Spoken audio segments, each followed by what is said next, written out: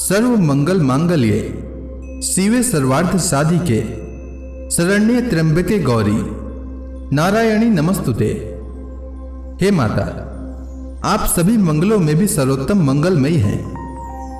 आप कल्याणमयी शिवा हैं और समस्त पुरुषार्थों को देने वाली हैं। आप सबको शरण देने वाली त्रिनेत्री और गौर वर्णा हैं। हे नारायणी, आपको मेरा बार बार प्रणाम है। इस साल नवरात्रि 9 दिनों की नहीं बल्कि 10 दिनों की रहने वाली है। आज भी नवरात्रि का तीसरा दिन है। आज भी मां दुर्गा के चंद्र घंटा स्वरूप की पूजा होगी। साथ ही आज विनायक चतुर्थी है, इसलिए आज के दिन गणेश जी की कहानी अवश्य सुनिएगा। वैसे भी गणेश जी की कहानी हर व्रत की कथा के साथ सुनना चाहिए, इससे व्रत का पुण्य फल प्राप्त होता है। आज मैं आपके लिए दुर्गा सप्तशती का चौथा और 5वां अध्याय लेकर आया हूं। हे मां भगवती, आपसे हाथ जोड़कर प्रार्थना है कि इस कथा को जो भी भक्तगण सुन रहे हैं उनके घर में धन धान्य और यश की वृद्धि हो, और साथ ही माताओं और बहनों को अखंड सौभाग्यवती होने का आशीर्वाद प्रदान करें। आइए सुनते हैं दुर्गा सप्तशती का चौथा और 5वां अध्याय। कथा सुनने के उपरांत अगर आप ब्राह्मण दक्षिणा, अन्नदान, द्रव्यदान, वस्त्रदान इत्यादि देना चाहते हैं तो स्क्रीन पर दिए गए नंबर पर भेज सकते हैं। कथा प्रारंभ करने से पहले एक बार प्रेम से बोलिए जय माता दी। दुर्गा सप्तशती का चौथा अध्याय। ऋषि कहते हैं, अत्यंत पराक्रमी दुरात्मा महिषासुर तथा उसकी दैत्य सेना के देवी के हाथों मारे जाने पर इंद्र आदि देवता प्रणाम करने के लिए गर्दन तथा कंधे झुकाकर उन भगवती देवी का उत्तम वचनों द्वारा स्तवन करने लगे। उस समय उनके सुंदर अंगों में अत्यंत हर्ष के कारण रोमांच छुआया था।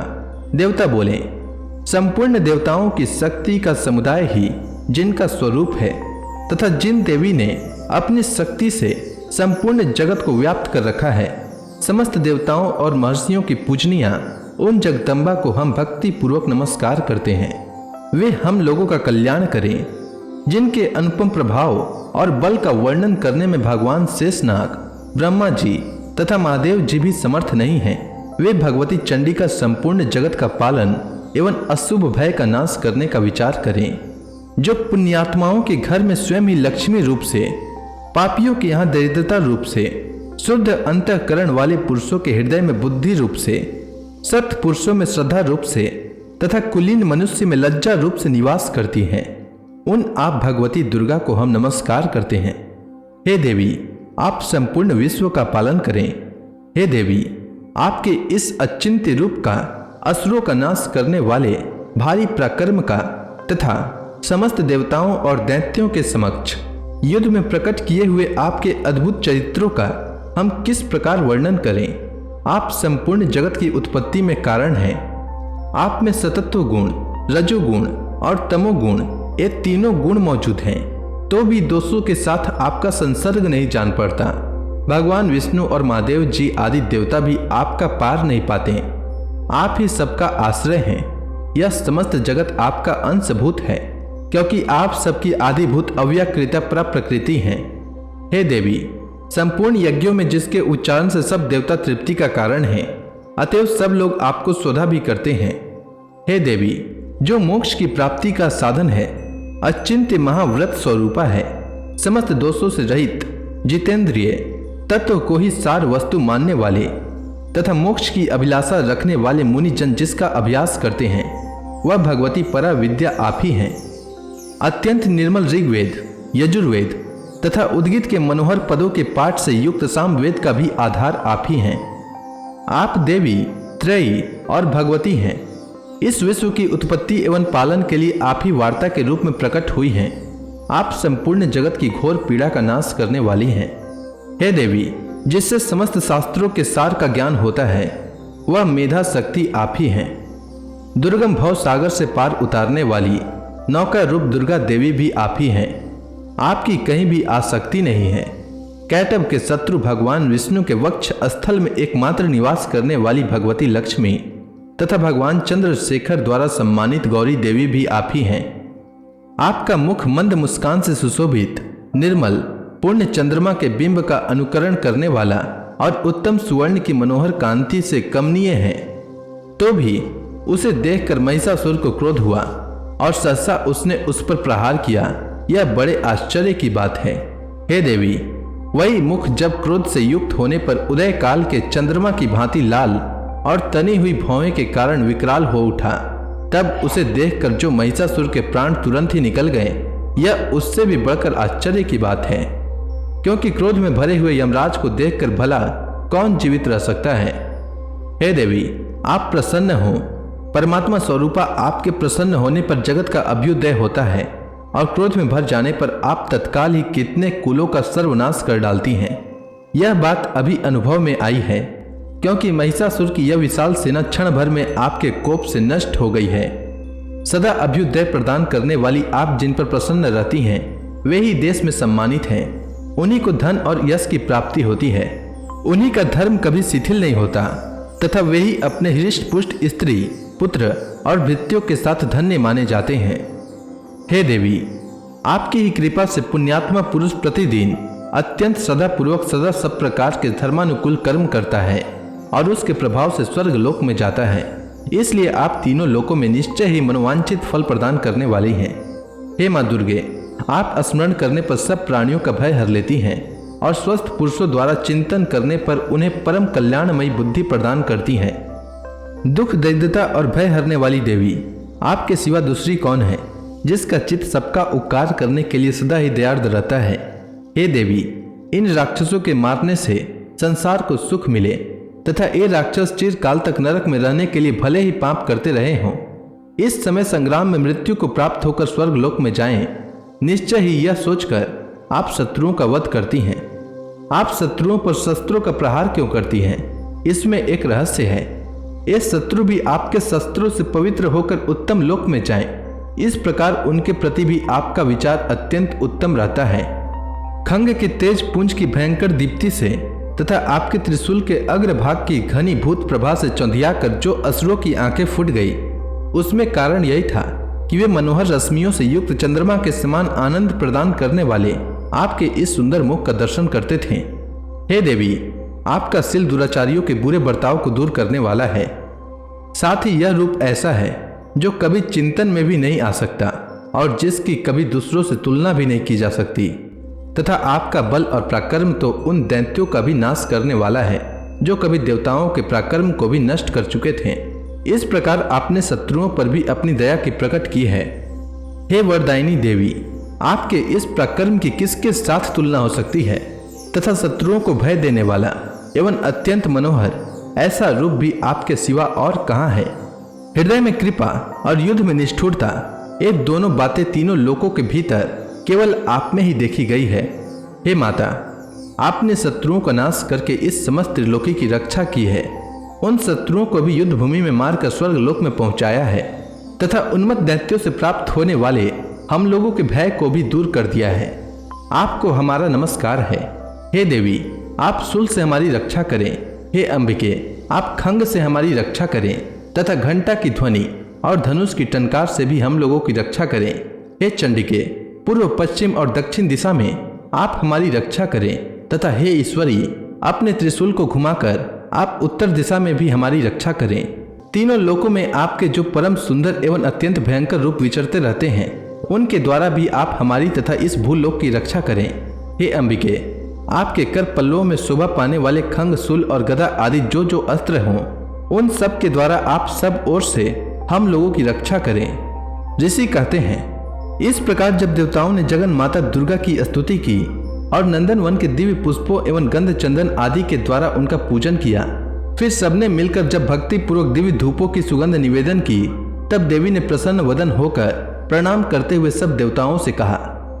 देवी बोली, हे देवताओं, तुम सब लोग मुझसे जिस वस्तु की अभिलाषा रखते हो उसे मांगो।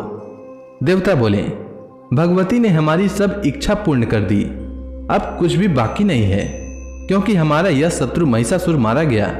हे महेश्वरी, इतने पर भी यदि आप हमें और वर देना चाहती हैं, तो हम जब जब आपका स्मरण करें तब तब आप दर्शन देकर हम लोगों की महान संकट दूर कर दिया करें तथा प्रसन्न मुखी अंबिके, जो मनुष्य इन स्तोत्रों द्वारा आपकी स्तुति करें, उसे वित्त, समृद्धि और वैभव देने के साथ ही उसकी धन और स्त्री आदि संपत्ति को भी बढ़ाने के लिए आप सदा हम पर प्रसन्न रहें।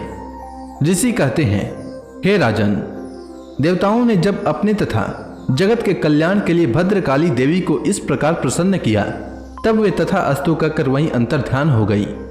हे भूपाल, इस प्रकार पूर्व काल में तीनों लोकों का हित चाहने वाली देवी जिस प्रकार देवताओं के शरीर से प्रकट हुई थी, वह सब कथा मैंने कह सुनाई। अब पुनः देवताओं का उपकार करने वाली वे देवी दुष्ट दैत्यों तथा शुंभ निशुंभ का वध करने एवं सब लोगों की रक्षा करने के लिए गौरी देवी के शरीर से जिस प्रकार प्रकट हुई थी, वह सब प्रसंग मेरे मुख से सुनो। मैं उसका तुमसे यथावत वर्णन करता हूँ। इस प्रकार श्री मार्कंडेय पुराण में सावर्णिक मनवंतर की कथा के अंतर्गत देवी महात्म्य में शक्रादि स्तुति नामक चौथा अध्याय पूरा हुआ।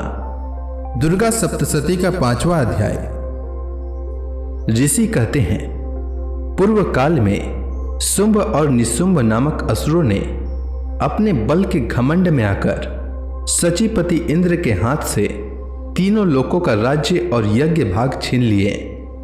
वे ही दोनों सूर्य, चंद्रमा, कुबेर, यम और वरुण के अधिकार का भी उपयोग करने लगे। वायु और अग्नि का कार्य भी वे ही करने लगे। उन दोनों ने सब देवताओं को अपमानित, राज्य भ्रष्ट, पराजित तथा अधिकारहीन करके स्वर्ग से निकाल दिया।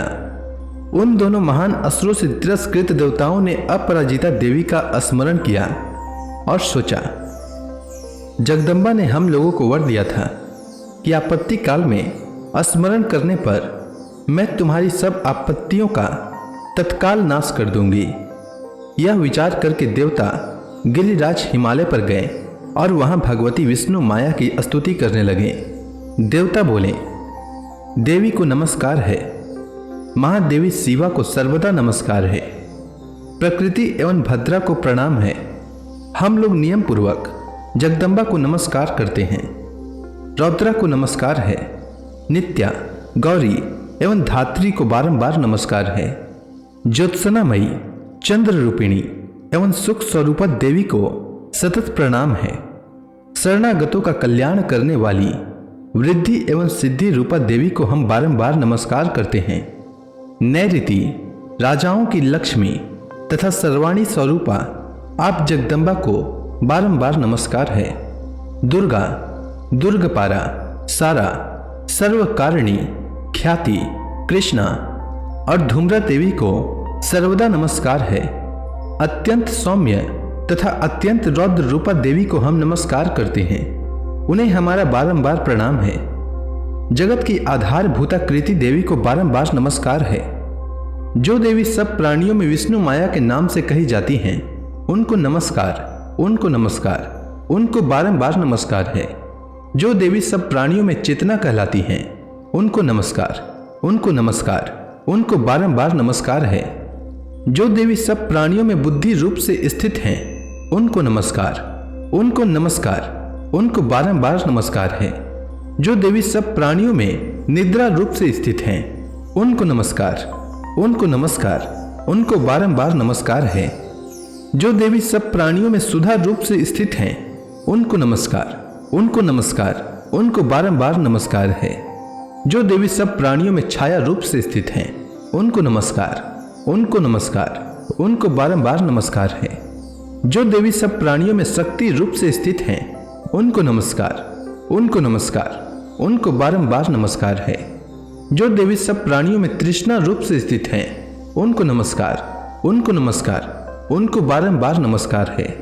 जो देवी सब प्राणियों में क्षमा रूप से स्थित हैं, उनको नमस्कार, उनको नमस्कार, उनको बारंबार नमस्कार है। जो देवी सब प्राणियों में जाति रूप से स्थित हैं, उनको नमस्कार, उनको नमस्कार, उनको बारंबार नमस्कार है। जो देवी सब प्राणियों में लज्जा रूप से स्थित हैं, उनको नमस्कार, उनको नमस्कार, उनको बारंबार नमस्कार है। जो देवी सब प्राणियों में शांति रूप से स्थित हैं, उनको नमस्कार, उनको नमस्कार, उनको बारंबार नमस्कार है। जो देवी सब प्राणियों में श्रद्धा रूप से स्थित हैं, उनको नमस्कार, उनको नमस्कार, उनको बारंबार नमस्कार है। जो देवी सब प्राणियों में कांति रूप से स्थित हैं, उनको नमस्कार, उनको नमस्कार, उनको बारंबार नमस्कार है। जो देवी सब प्राणियों में लक्ष्मी रूप से स्थित हैं, उनको नमस्कार, उनको नमस्कार, उनको बारंबार नमस्कार है।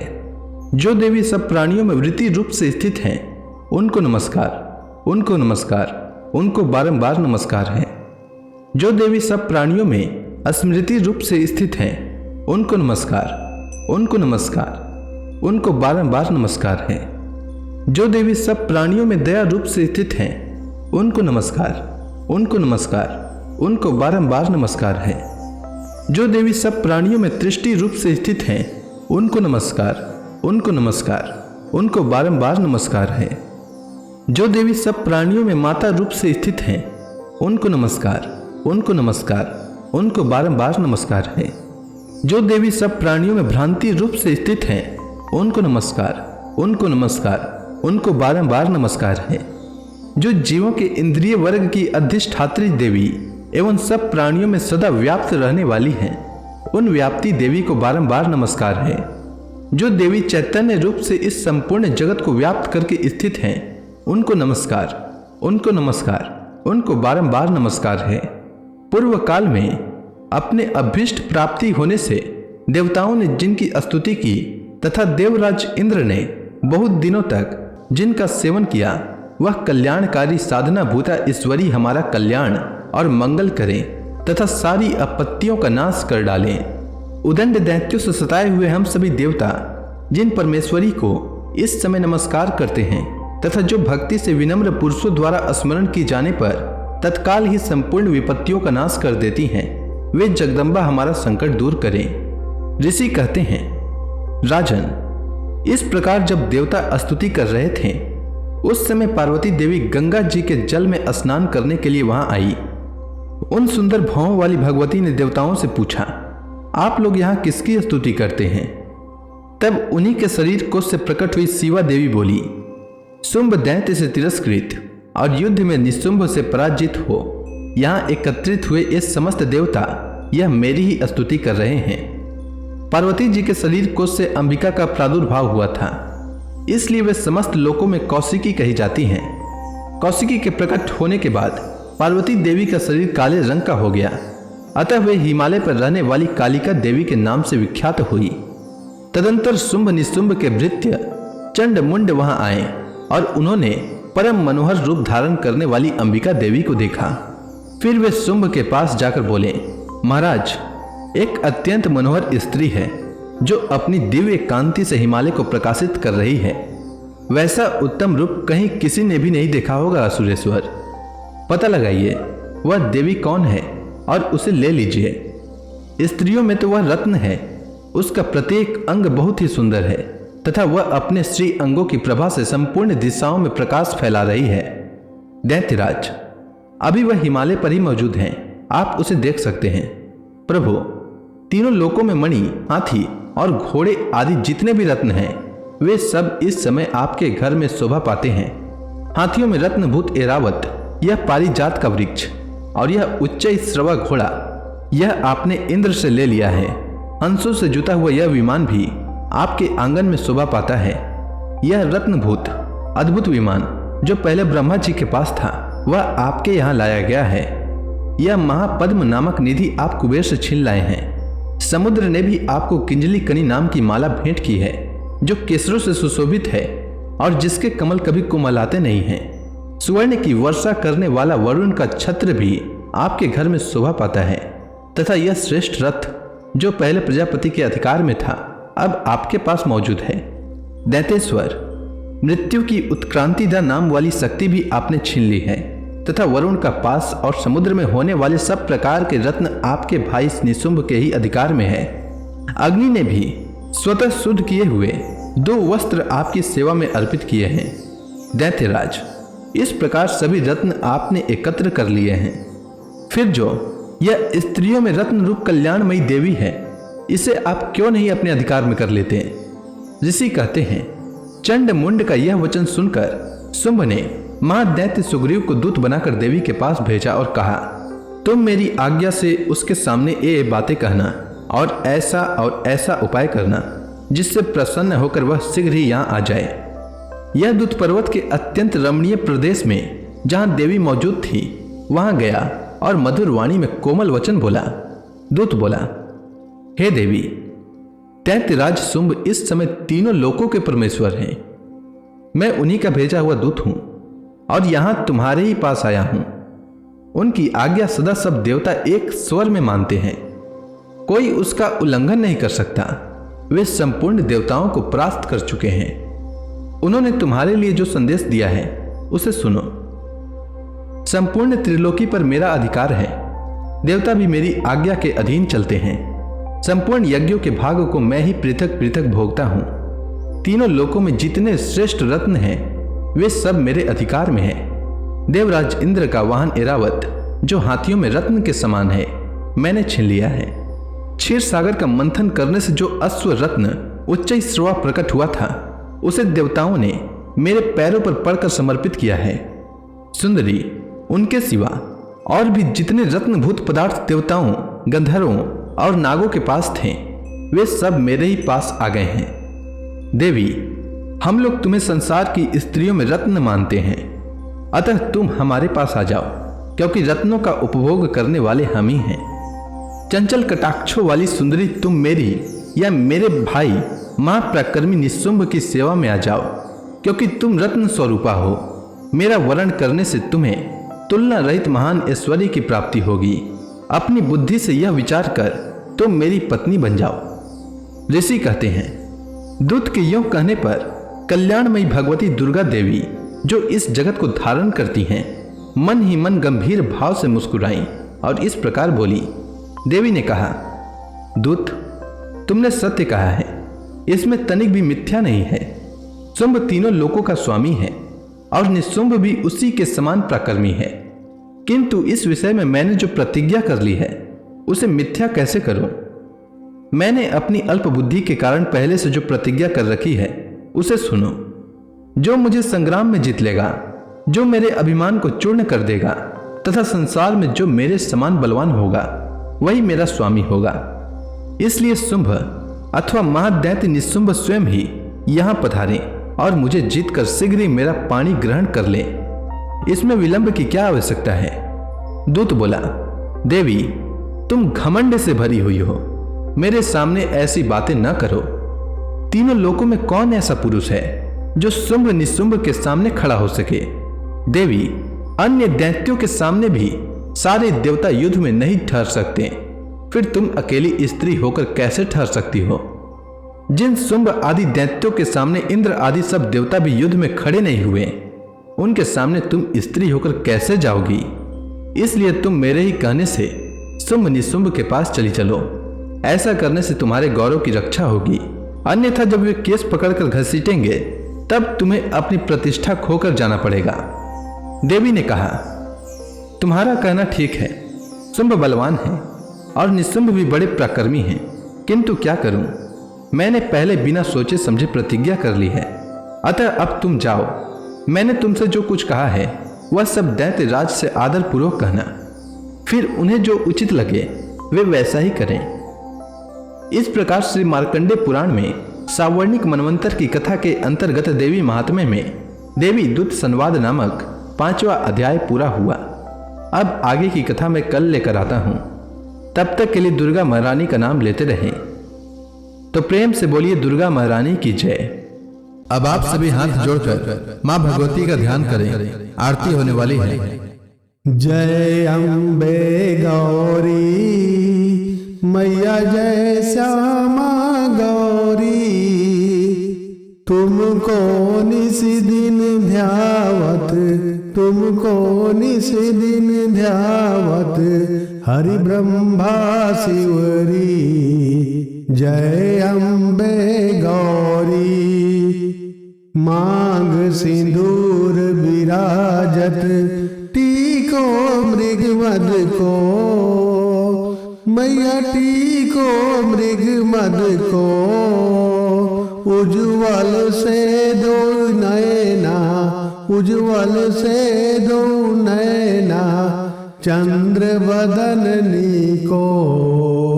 जय अम्बे गौरी, कनक समान कलेवर रक्तांबर राजे, मैया रक्तांबर राजे। रक्त पुष्प गलमाला, रक्त पुष्प गलमाला, कंठहार साजे। जय अम्बे गौरी केहरी वाहन राजत, खड़ग खपर धारी, मैया खड़ग खपर धारी। सुर नर मुनि जन सेवत, सुर नर मुनि जन सेवत, तिनके दुख हारी। जय अम्बे गौरी कानन कुंडल शोभित, नासाग्रे मोती, मैया नासाग्रे मोती। कोटिक चंद्र दिवाकर, कोटिक चंद्र दिवाकर, समराजत ज्योति। जय अम्बे गौरी शुंभ निशुंभ विदारे, महिषासुर धाती, मैया महिषासुर धाती। धूम्र विलोचन नैना, धूम्र विलोचन नैना, निस दिन मधमाती। जय अम्बे गौरी चंड मुंड संहारे, शोणित बिजहरे, मैया शोणित बिजहरे। मधुकैटभ दो मारे, मधुकैटभ दो मारे, सुरभयहीन करे। जय अम्बे गौरी ब्रह्माणी रुद्राणी, तुम कमला रानी, मैया तुम कमला रानी। आगम निगम बखानी, आगम निगम बखानी, तुम शिव पट रानी। जय अम्बे गौरी 64 योग निगावत, नृत्य करत भैरो, मैया नृत्य करत भैरो। बाजत ताल मृदंगा, बाजत ताल मृदंगा, औ बाजत डमरू। जय अम्बे गौरी तुम हो जग की माता, तुम ही हो भरता, मैया तुम ही हो भरता। भक्तन की दुख हरता, भक्तन की दुख हरता, सुख संपत्ति करता।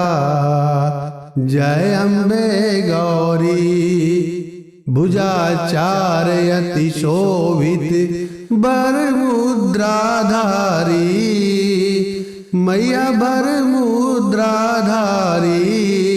मनवांछित फल पावत, मनवांछित फल पावत, सेवत नर नारी। जय अम्बे गौरी कंचन थाल विराजत, अगर कपूर बाती, मैया अगर कपूर बाती। श्रीमाल के तुम्हें राजत, श्रीमाल के तुम्हें राजत, कोटि रतन ज्योति। जय अम्बे गौरी माँ अम्बे जी की आरती, जो कोई नर गावे, मैया जो कोई नर गावे। कहत शिवानंद स्वामी, कहत शिवानंद स्वामी, सुख संपत्ति पावे। जय अम्बे गौरी, जय अम्बे गौरी, मैया जय श्यामा गौरी। तुमको निज दिन ध्यावत, तुमको निस दिन ध्यावत हरि ब्रह्मा शिवरी जय अम्बे गौरी। तो प्रेम से बोलिए माता रानी की जय, माता दुर्गे की जय, माता अम्बे की